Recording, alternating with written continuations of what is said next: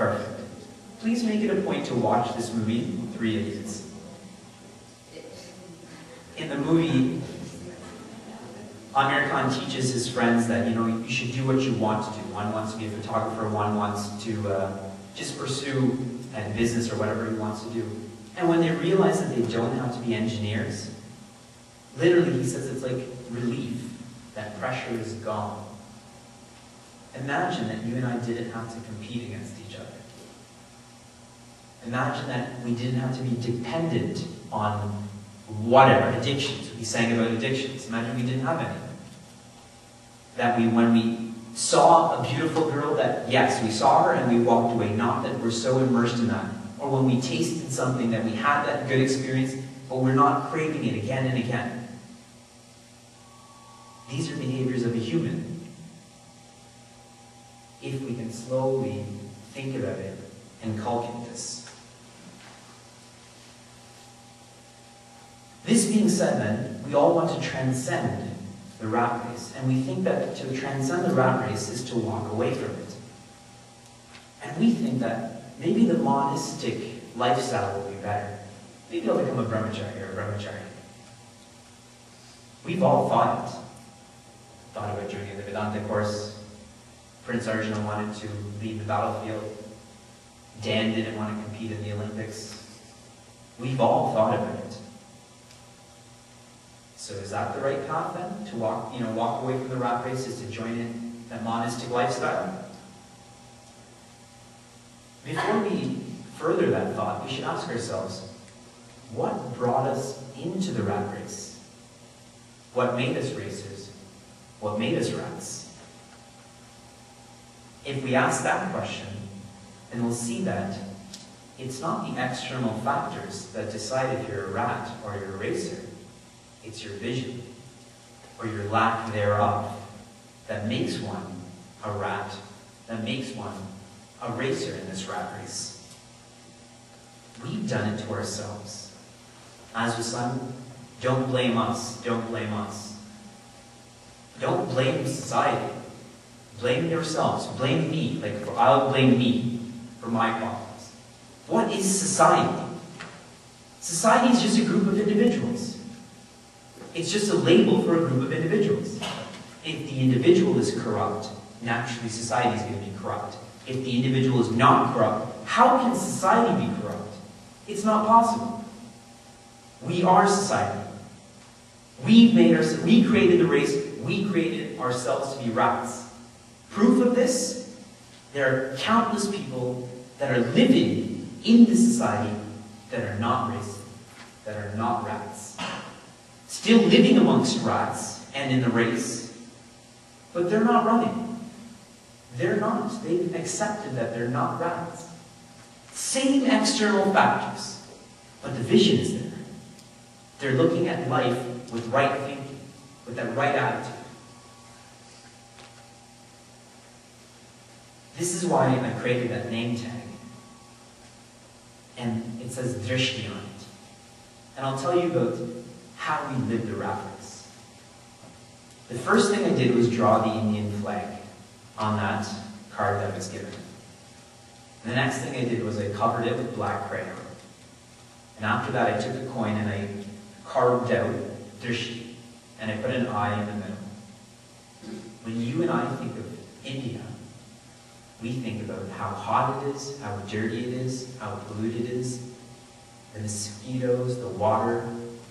In other words, we're focusing on the black because we don't have that vision.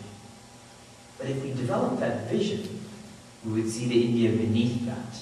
Beneath that superficial layer of black crayon is those beautiful colors where Hindus and Muslims and Christians all live together in this dharma. Gandhiji's dharma chakra. We all feel like that towards India, and I did my whole life.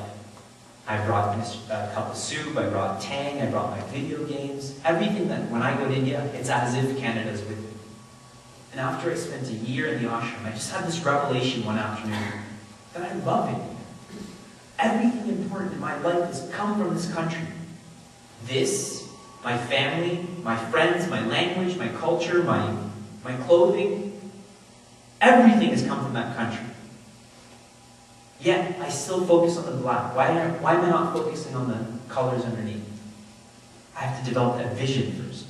Like an iceberg, you only see 1/10 of it. What about the other 9/10? It's the same country where Africans, they love it. I love it. But you can't take a Balbihar child. No, we don't want to go to India. We want to stay here. Because they haven't developed that vision yet. You and I haven't developed that vision for life yet. We focus on our names. We focus on our forms. But what about the essence behind it? If we had that vision and focus on the essence behind it, where would attachment be? Where would jealousy, hatred, where would all of this be if there's only one, if there's that unity? Just the vision. Same place, same circumstances, just the vision. This monastic lifestyle is about attitude.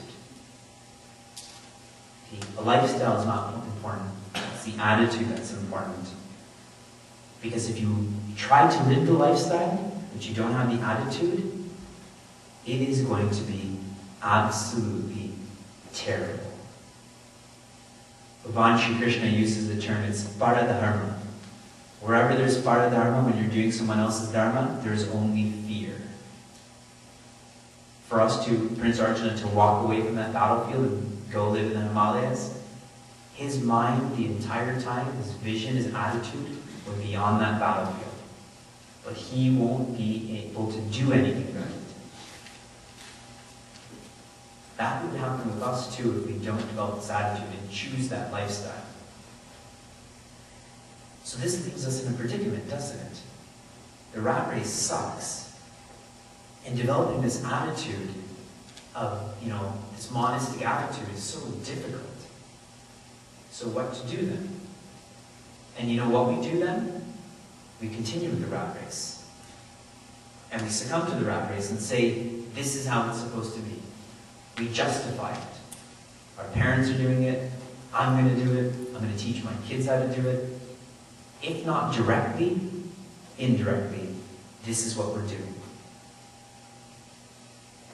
This is not the answer. This is not the right decision to make. That's not the right path or the right way to think. What we have to do is take that challenge to develop that monastic lifestyle, to develop that attitude of freedom, of liberation. It's difficult. Accept it. The rat race is worse. It's more difficult.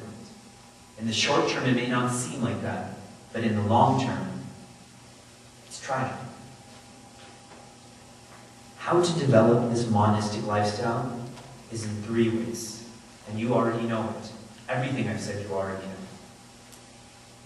Shravanam, Mananam, Nididhyasana. Shravanam means listening. Not hearing, listening.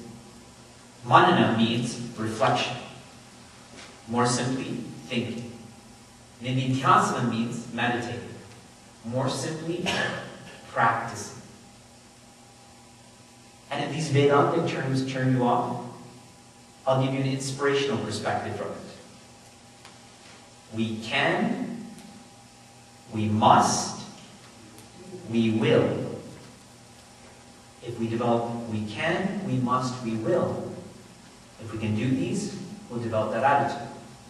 If you don't like the inspiration and you're more of a scientific person, science says the same thing. Observe, report, respond. Observe, report, respond. Listen, think, act. This is what we need to do to develop this attitude. So let's start with the first one. Shut up.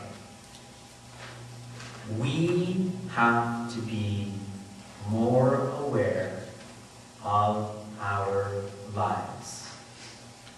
We live such unconscious lives right now. Examples. First thing we do when we sit in a car is turn the radio on. That way I shut my mind off to the actual activity I'm doing.